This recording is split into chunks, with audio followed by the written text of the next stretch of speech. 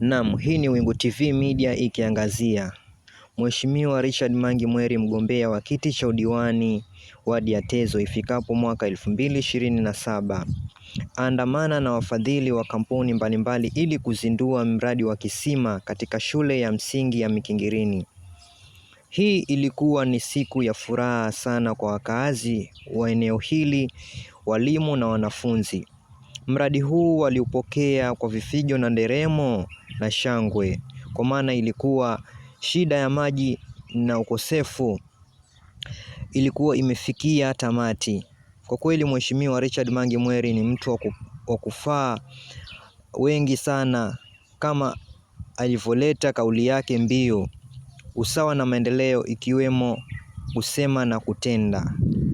Kila hatua afikayo Mheshimiwa Richard Mangi Mweri lazima wengi wajivunie kwa miradi anayowapa, anayowekea, kwa maana huwa ni msaada mkubwa hasa kwa eneo hilo analozuru.